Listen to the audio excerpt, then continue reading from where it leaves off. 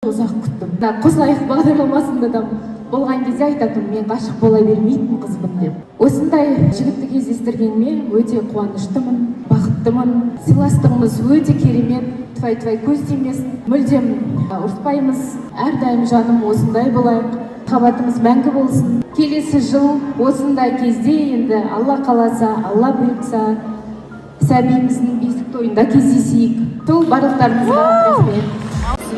Ажыраспаған күйеуге тимеген деп. Үйленбеген күйеуге тимеген деп. Ойбай, күйеуге тимеген Прям деп. күштісінер екен, прям не болып түсіндір, жасты сияқты. Дұрыс білініп те тұрған жоқ. Негізі қой, реально жаңа мен сойысқа айтып қойғам. На высшем уровне әншілер, бишілер, мейрамхананың іші барлығы. Өте күшті болды. Иә, бәріміз риза болдық. Еще дастархан өте күшті, дәмді болған. В шоке, мы в восторге. Ұнады, тамақтарыңды от души жедік. Маған салғасын айтсам қыз. Салып беріп отыр маған. Ойнап күліп.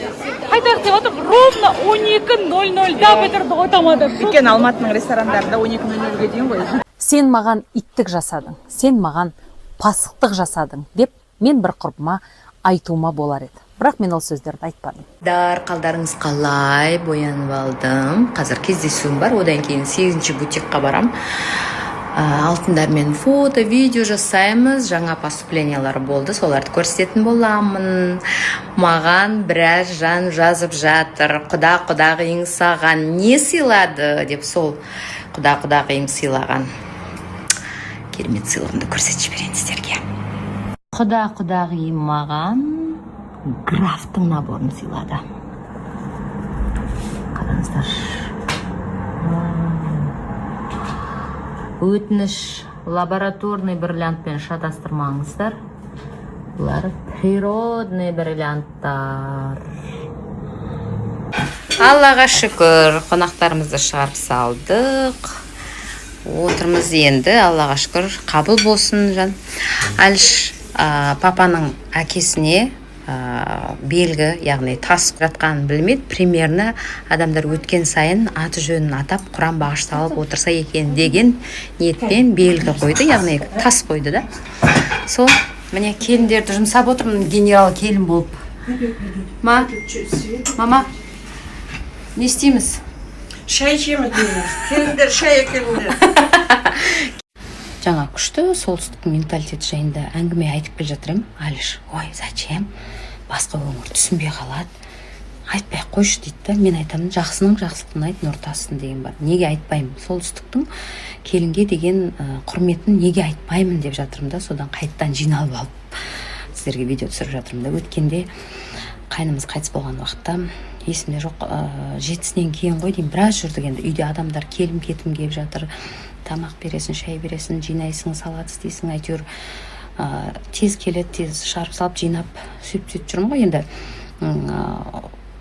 Келін де бар, бірақ оның өзінің үй бөлекті, басқа келін бар да.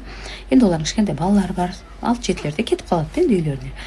Бірақ түнімен қонақтар келеді, бәрін шығарып салып, уже сағат 11-ден кетті бір уақытта. Шаршадым мен, шыны керек енді, болды енді, тишина болды да. Шаршағанда да енді бәрібір істейсің ғой. Жым-жырт болып қалды. Жататын уақыт болды деп ойладым да. Жуынып, енді жатайын деп жатырмын. Мамаға ең кішкентай қайным звондап қалды. Мама, балалар келіп жатыр, тағы да шай дайындай беріңіздерші деді. Сөйтіп мен естідім да, деп түрім бұзылып кетті. Деппін да, деп бүйтіп, мама қарап қалдым да, деп бұл жақта көрсете бересің ондай міне. Сөйткенде мама, бар сен жат, мен қазір өзім істей салам деді. Мама, сізде шаршадың ғой дейді. Жоқ, мен ары бері жүрмін ғой, сен ғой шаршадың ғой дейді, сен істеп жатсың ғой дейді. Мен шаршап тұрмын деп едім. Бар жат деді. Ничего страшного, қазір өзіміз бере саламыз деді. Деп бардым да, сөйтіп жатып жатырмын. Әліш кеп қалды. Сөйтіп дуканның достары келіп жатыр екен. Шаршап тұрмын деп едім. Мама бар жата бер деп айтты дегенім. Конечно, жат бар дейді да. Сөйтіп ішінен қуанып кеткесің да. И дука келді, демей тишина ұстап, енді олар кірді, өздері кірді, мама шайларын дайындап, бәрі бүйтіп жағаласып, әйтеуір шайларын ішті. Енді айтайын дегенім, тура осы картина біздің Шымкент жақта болсашы, енді өздеріңіз шымкенттіктер, мен оқырмандарым бар ғой ішінде, енді сіздер примерно түсініп отыр ғой қандай картина болатын. Келін үйдің үлкен келіні болсын, басқа жақтан болсын, бұл жерде менің әншілігіме оған қарап тұрған жоқ. Олар в общем барлық келінге да сондай қарым-қатынас. Енді сол картинаны ана жерде енең бір тырысып бір қарайды, байың шығады мияқта, ой әкеңнің, ой шешеңнің басталады ғой, ол енді ол қандай болса да мойындау керек та. Одан келін келеді, қайның келеді, тырысып бүрісіп, сенің байың құсап деп ол шығады, оның айтатын әңгімесі болады. Содан біраз сондай тырысу бүрісу, не бопты, шаршаса, өледі ма сонша, осы қана ма істеп жатқан тірлікті